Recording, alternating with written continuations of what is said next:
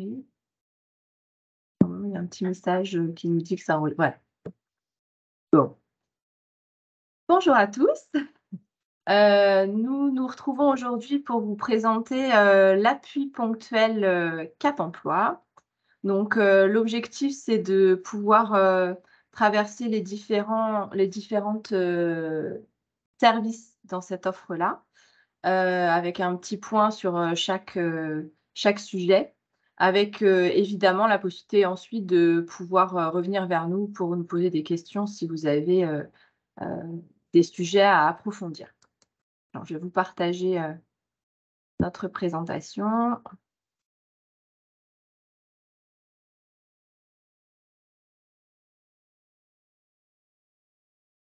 Hop là.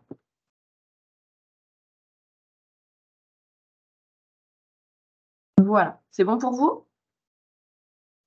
Oui. Parfait. C'est bon. Peut-être avant ça, vous présenter les collègues qui sont présentes avec moi et me présenter également. Karine, je te laisse la parole. Donc Karine Gendron, conseillère recrutement, et puis j'interviens au niveau des entreprises dans l'accompagnement dans le recrutement et des aménagements de poste par l'intégration. Et je suis détachée sur Pôle emploi Nantes-Aluchère et Pôle emploi Anceny. Merci. Laura fait ça, conseillère accompagnement. Donc j'accompagne les demandeurs d'emploi en situation de handicap et j'interviens sur le pôle emploi Anceny et le pôle emploi de Sainte-Luce. Voilà, et sur les 2 agences, j'ai ce volet aussi appui ponctuel. Donc Isabelle Gréselot, je suis responsable pour ma part du territoire ouest et j'étais en charge de piloter un groupe de travail à l'interne sur justement l'appui ponctuel, puisque dans le cadre de la mise en place du lieu unique d'accompagnement, l'idée c'était aussi de développer cette offre-là. Donc on était 6-7 collègues, on l'est toujours d'ailleurs puisque ce groupe va se poursuivre puisque voilà, c'est une offre qui est forcément en évolution pour s'adapter aux besoins du public et de l'environnement. Voilà. Alors, effectivement, des petits rappels d'éléments de cadrage et de contexte. Donc, le lieu unique d'accompagnement, le LUA, c'est une offre de service intégrée. Ça a toujours et tout de suite été précisé de cette manière-là, avec une idée de complémentarité des 2 réseaux pour favoriser l'inclusion des personnes en situation de handicap. Donc, un accès unique de l'ensemble des DE-BOE, alors demandeurs d'emploi, bénéficiaires d'obligation d'emploi, sur les 2 offres de services Pôle emploi et Cap emploi. À tout moment du parcours, l'idée, c'est de prévenir les ruptures de parcours, justement, en conservant son conseiller référent, mais en s'appuyant sur l'expertise du partenaire, donc Pôle emploi ou Cap emploi. Voilà, donc pas de changement de conseiller, mais un appui sur l'offre de service, l'expertise de l'autre réseau. Voilà. Donc c'est quoi l'appui ponctuel? C'est une intervention, un relais sur une période déterminée à une étape de parcours. Mais ça peut être à n'importe quelle étape de parcours. On le voit sur le schéma sur la droite, de l'inscription à Pôle emploi, au travail sur l'orientation jusqu'à la sécurisation de la prise de poste. L'idée, c'est de pouvoir mobiliser les 2 offres de services à n'importe quel moment du parcours. C'est pour répondre à un besoin précis qui est identifié initialement par le conseiller ou le demandeur. Et ça se fait effectivement auprès du demandeur d'emploi, hors suivi MEX, voilà, puisque évidemment ceux qui sont suivis en MEX, ils bénéficient aussi de l'offre Cap emploi, mais voilà, c'est plutôt à destination de ce public-là. Et quand on a préparé cette intervention, on échangeait aussi avec les collègues du service entreprise, enfin recrutement intégration chez nous, dont Karine fait partie, avec l'idée de se dire: «OK, c'est auprès du demandeur d'emploi, mais c'est aussi auprès des entreprises». Donc là, on a surtout présenté ce qui se fait auprès du demandeur d'emploi et le service auprès du demandeur d'emploi, mais évidemment, dans le partenariat qui est en train de se développer fortement sur 2023, sur la partie entreprise, il y a aussi une offre qui s'étoffe de travail en commun auprès des entreprises. Voilà. Donc un petit schéma que vous pouvez retrouver dans les pochettes qui ont été imprimées. Je ne sais pas si ça a déjà été distribué dans les agences, ça a commencé en tout cas dans certaines agences, si ça n'a pas été fait partout. Donc on voit sur ce petit schéma les différents services de l'appui ponctuel, de Cap Emploi qui sont un peu par thématique, rangés par thématique. Donc les ateliers, l'appui sur le numérique, diagnostic croisé, la promo de profil, les aménagements en emploi, en formation. Voilà, donc voilà, je vous propose qu'on balaye et on a choisi de faire une entrée par, qui je contacte pour telle situation. Donc on va commencer par, la partie, plutôt recrutement intégration. Je vais laisser la parole à Karine. Donc, par rapport à cet appui ponctuel, justement dans l'accompagnement, des candidats, nous, au niveau du service, recrutement entreprise, on propose, un atelier parler du handicap à un employeur qui est déjà installé maintenant depuis, un certain temps sur toutes les agences Pôle emploi. Et donc, l'idée de cet atelier, c'est de donner des clés, et de lever des freins pour pouvoir parler de son handicap à un employeur. Et l'idée principale de cet atelier, c'est vraiment, de faire prendre conscience aux candidats qui sont là pour rassurer l'employeur et qu'au même titre qu'un autre candidat, l'employeur, sa priorité, c'est de trouver, le candidat idéal qui pourra occuper le poste, proposé. Cet atelier rencontre, moi je trouve, en tout cas au niveau de mes agences, un succès assez important puisqu'on a un bon retour, de l'échange déjà, entre les candidats. C'est déjà un premier niveau, d'information, de partage et ça rassure. Et puis après, c'est aussi comment évoquer, ces contraintes auprès de l'employeur et apporter des solutions, avoir une vue d'ensemble. À la suite de cet atelier, de toute façon, il y a un retour, un échange, un retour sur, comment les éléments présentés et puis on se tient à leur disposition aussi, pour, pour leur donner d'autres clés et surtout là où on travaille avec, Pôle emploi, hem, on fait intervenir un conseiller entreprise quand il peut venir pour, prendre note de toutes, tous les projets et les profils en fait, pour pouvoir présenter des offres ou faire de la promotion de profil et ça c'est vraiment, quelque chose qui fonctionne bien. Après, il faut avoir la disponibilité, c'est voilà. Donc ça, c'est sur, cet atelier, donc il y en a un par mois. Après on a différents plans d'action, hein, suivant, les agences, et le remplissage de ces ateliers. Il vient en alors maintenant qu'il y a un nouvel atelier aptitude et compensation que Laura va pouvoir vous présenter, c'est en complémentarité. Ces 2 ateliers sont en complémentarité. Voilà. Donc, sur la promotion de profil auprès des employeurs, partenaires, l'idée, c'est de valoriser les candidatures. Comme je vous le disais, on a la possibilité de le faire aussi, par, la clé d'entrée de l'atelier parler du handicap. Et puis sinon, en fonction du portefeuille entreprise qu'on peut avoir, on essaye de croiser en fait le projet, et l'échange avec nos collègues, conseillers accompagnement qui nous font part des demandes, des besoins et puis on en discute au cours, des réunions, team handicap pour pouvoir, rapprocher, et entreprise et candidats. Voilà. Donc on va évoquer à travers ça, le projet, s'il est défini, puisque ça peut être aussi, dans de la reconversion et donc auquel cas on va passer plus par, la PMSMP, heu et puis sinon, évoquer les contraintes et pouvoir qualifier justement, si, l'entreprise, correspond ou pas en fonction des contraintes du candidat. Voilà et puis, par la suite, quand on a compris vraiment on accompagne vraiment cette, promotion de profil, on détermine, s'il y a un besoin d'aménagement de poste ou autre en formation, voilà, un complément de formation, si c'est nécessaire. Voilà. Sur la partie aménagement de situation de travail, donc à la prise de poste. Donc dans l'intégration, nous on intervient dans les 6 mois de la prise de poste à peu près. Pour pouvoir, accompagner et le candidat et l'entreprise à faciliter l'intégration par rapport au handicap. Donc, en premier lieu, on intervient sur une visite de poste pour identifier les besoins d'aménagement, pour clarifier aussi la situation, c'est-à-dire la transparence sur le handicap et la connaissance de l'employeur, sa sensibilisation aussi. On analyse donc la situation avec la médecine du travail, l'employeur et le salarié.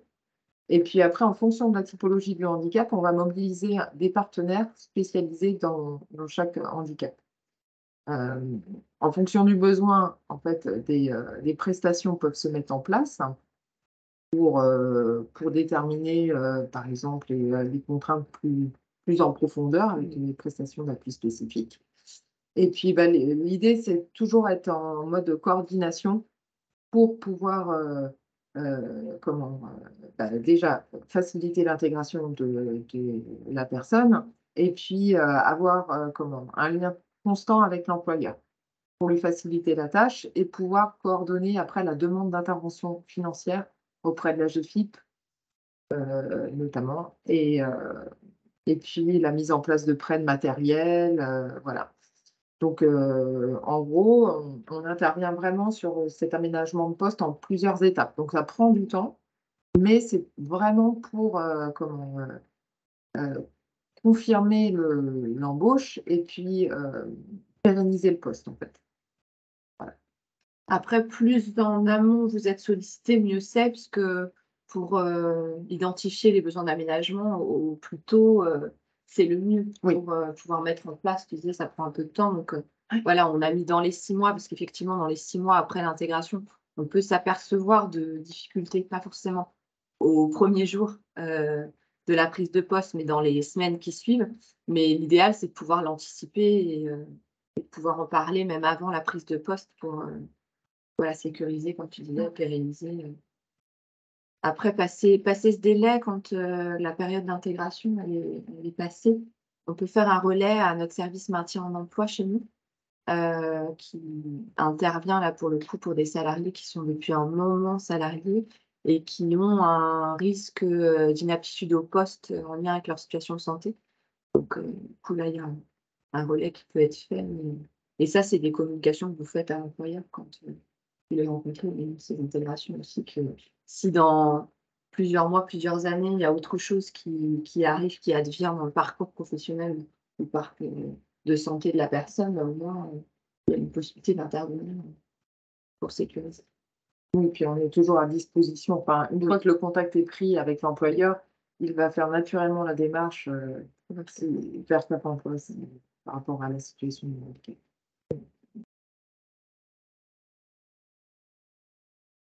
Après, on va passer à la partie où on peut solliciter les conseillers plutôt accompagnement. Je vais te laisser Ouais. la parole, Laura. Donc, Karine en a parlé tout à l'heure, sauf que c'est un atelier qui est plutôt récent, qu'on a mis en place depuis quelques mois, qui s'appelle Handicap, aptitude et compensation. C'est plutôt un atelier à faire avant l'atelier parler du handicap. C'est vraiment pour bien comprendre la notion du handicap et amener à en parler de manière positive, c'est-à-dire essayer de décortiquer, bah, voilà, quelles sont les conséquences du handicap et prendre un peu de distance sur la pathologie. Souvent, les personnes en entretien peuvent venir et dire, voilà, quelles sont leurs pathologies, même si elles secret médical, et cetera. Mais c'est bien de leur expliquer que nous, ce qui nous intéresse, c'est plutôt les conséquences, vraiment du handicap et les amener peu à peu à comprendre qu'on peut aller sur de l'aménagement, des solutions d'aménagement et qu'on est là aussi pour les accompagner. En tout cas, on apporte une information plutôt générale sur, ces 2 volets, sur les conséquences du handicap et sur le volet aménagement. On n'est pas là pour répondre à des situations individuelles, même si on commence à travailler ça, à l'aide d'exercices, de questionnaires, pour que chacun puisse commencer à repérer, ben voilà: «OK, j'ai un handicap, quelles sont les conséquences que je peux rencontrer dans tel environnement de travail?» Parce qu'on réfléchit aussi par rapport à l'environnement de travail. Donc c'est vraiment un temps, d'échange et de partage à l'aide d'exercices, également où là, il y a le collectif est vraiment porteur, hein. Et ça peut être une orientation pertinente, par exemple, si une personne se questionne voilà, sur son handicap, elle a du mal à parler de ses conséquences, à repérer ses conséquences. À ce moment-là, le conseiller Pôle emploi peut orienter un demandeur d'emploi en situation de handicap sur ce type d'atelier, déjà pour déblayer un peu et bien prendre connaissance de cette notion de handicap et de compensation. Et en tout cas, c'est notre mission principale, mais l'idée, c'est d'anticiper, en tout cas, la suite du parcours, que ce soit sur de l'emploi ou de la formation. L'idée, c'est de commencer à repérer quelles sont les difficultés de chacun, les capacités de chacun et quelles seraient les pistes d'aménagement possibles. Voilà. Sur l'autre, alors là, on est sur le volet aménagement des situations de formation, en appui avec le service recrutement, si effectivement il y a une situation en alternance. Donc, les aménagements de situation de formation, l'idée, c'est d'identifier les besoins d'aménagement pour une formation à venir. L'idée, c'est de pouvoir intervenir au plus tôt pour un projet de formation parce que si on est sollicité 15 jours avant le début de formation, au niveau timing, c'est un peu court. Donc, plus on anticipe niveau temps, mieux c'est. Et l'idée, c'est d'analyser la situation avec le centre de formation, le référent handicap et le demandeur d'emploi. Nous, par exemple, on peut faire du lien avec le référent handicap et échanger sur les besoins d'aménagement de la personne. Et en fonction de ça, on voit s'il y a besoin d'aller plus loin, de mettre en place une prestation d'appui spécifique, s'il y a des besoins d'aménagement vraiment particuliers à mettre en place, notamment au niveau technique. Ensuite, mobilisation des partenaires dédiés handicap, coordination des actions liées aux fournisseurs de matériel. Si, voilà, il y a effectivement l'allocation de matériel à mettre en place, pour un aménagement de poste et constitution et envoi de dossiers d'aide financière. Donc là, on continue à travailler en lien avec le référent, handicap, hein, du centre de formation. Parce qu'effectivement, en fonction de excuse-moi Laura, mais Ouais. on n'a pas précisé là, en fonction de la situation de la personne, soit c'est un aménagement à la personne, soit c'est un aménagement que le centre de formation pourrait garder ensuite. Et dans ce cas-là, c'est plutôt le référent handicap du centre de formation qui va, faire la demande, mais accompagné du conseiller, Cap emploi pour le guider un peu, le conseiller, dans cette demande d'aide financière-là, potentiellement. Ouais, oui, c'est exactement ça, en fait. C'est qu'il peut y avoir un aménagement vraiment auprès de la personne ou sinon vraiment dans le centre de formation. À partir de ces situations-là, je ne vais pas rentrer dans les détails, mais c'est 2 aides financières, en tout cas différentes aussi, au niveau de la GFIP. Moi, ça m'arrive là, dans les agences, hein, Pôle emploi, d'accompagner des personnes sur leur projet de formation et sur les aménagements de poste. Là, c'est le cas, par exemple, à Sainte-Luce, une personne qui va intégrer une formation, en informatique. Là, actuellement, on travaille en lien avec la référente handicap du centre de formation et le centre l'ADAPT pour définir avec la personne, quels sont ses besoins spécifiques sur ce type de poste en termes, d'aide technique. Voilà, en anticipant l'entrée en formation en septembre. OK, et donc là, le diagnostic croisé. Donc le diagnostic croisé, c'est vraiment des entretiens individuels et ponctuels, d'analyse de besoins, de compensation du handicap et du rétablissement, du DEBE. Donc, en fait, l'idée, c'est les conseillers Pôle emploi, hein, qui peuvent nous orienter des personnes, avec une demande spécifique. Il faut vraiment qu'il y ait une demande particulière. Par exemple, bah, bien cibler avec la personne, ses conséquences du handicap ou aider la personne à repérer, des besoins d'aménagement par rapport à un poste donné ou aller sur de l'accès au droit. Est-ce que cette personne, pourrait éventuellement prétendre à l'AAH, à la pension d'invalidité et cetera? Alors on va pas aller sur le diagnostic social, mais en tout cas, peut-être l'informer sur cet accès au droit. Donc voilà, ça peut être différents motifs, possibles, hein, selon en tout cas la demande de la personne et du conseiller, Pôle emploi. Donc là, je vais les lister. État des lieux des conséquences du handicap, comme je vous l'avais expliqué. Regard sur le projet professionnel, voir si c'est compatible avec le handicap, et s'il y a des besoins d'aménagement. On peut venir aussi en appui sur les prestations, spécifiques adaptées. Par exemple, mettre en place une PAS, une prestation d'analyse de capacité, enfin voilà. Amener cet éclairage-là, pour, avancer, dans la connaissance du handicap. Aider sur le montage d'un dossier AGFIP. Et sinon, voilà, comme je vous l'ai expliqué, des conseils sur les démarches pour une demande de renouvellement MDPH. Voilà. Donc, on parlait de la pension d'invalidité de la hache tout à l'heure. Donc, la pension d'invalidité, c'est bien la sécurité sociale. Dossier MDPH, on peut aller sur différentes demandes, SAVS, SAMSA, ou une orientation vers un milieu protégé, etc. Ces demandes, après, de diagnostic croisé, en tout cas, sont faites par mail, éventuellement, auprès du conseiller référent appui ponctuel. Et du coup, l'idée, c'est de pouvoir recevoir ces personnes. Alors, moi, pour ma part, j'essaie d'avoir des créneaux assez disponibles, mais assez rapide, pouvoir recevoir ces personnes assez rapidement pour traiter la question. Après, ça peut m'arriver à la marge de recevoir une seconde fois la personne s'il y a vraiment besoin d'éclairage supplémentaire. Ce temps de diagnostic croisé peut aussi servir d'éclairer, la modalité d'accompagnement. Par exemple, si on voit qu'une personne est vraiment en difficulté, qu'elle a un besoin de rétablissement, à ce moment-là, on l'accueille en modalité expertise handicap. Voilà, je ne sais pas si ça a été clair pour ça. S'il y a des questions, ouais, OK.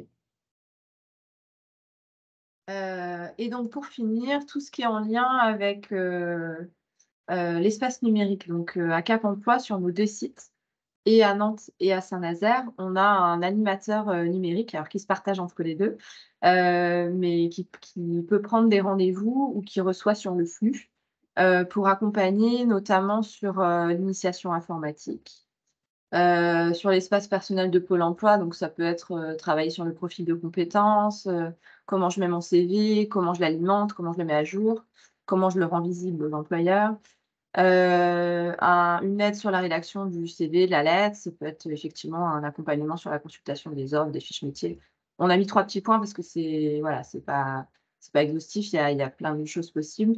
En fonction, du lieu et du nombre de personnes, il peut créer des ateliers. C'est-à-dire que sur ces thématiques-là, il va de manière, régulière pouvoir organiser des ateliers thématiques. Voilà, donc évidemment, c'est en accès libre, mais en accès libre, vous avez, les cyber, de votre côté, donc les personnes, les demandeurs d'emploi peuvent déjà aller dans leurs agences. Le plus, je dirais peut-être de l'animateur numérique, donc Frédéric Migliasso, c'est qu'il va pouvoir accompagner des personnes qui sont vraiment, en difficulté sur l'outil et en raison notamment de leur situation de handicap. Des personnes qui peuvent avoir des troubles de l'apprentissage, des troubles cognitifs, des difficultés vraiment à appréhender l'outil. Il va vraiment être présent auprès d'eux pour, accompagner cette démarche. Donc voilà, ça peut être un appui, assez utile, dans certains accompagnements. Voilà. Donc c'est sur rendez-vous, là, faut contacter l'accueil et ils prennent rendez-vous, avec Frédéric directement, l'accueil de Cap Emploi et on prend rendez-vous directement pour, avec Frédéric. Voilà. J'ai fait le tour, donc évidemment, enfin, on a fait le tour, nous avons fait le tour.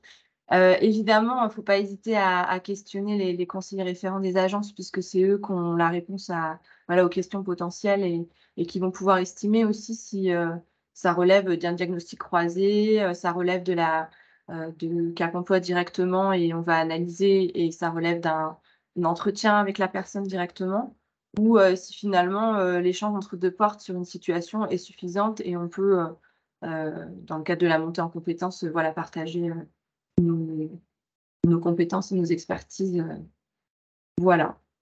Je ne sais pas Merci. s'il y a des questions, David Marès peut-être? Alors, merci pour la présentation. Je vous propose de couper l'enregistrement Tout à fait. parce que, en fait, la présentation a généré un certain nombre de questions de ma part, mais qui sont davantage des questions d'articulation. Ça Je marche.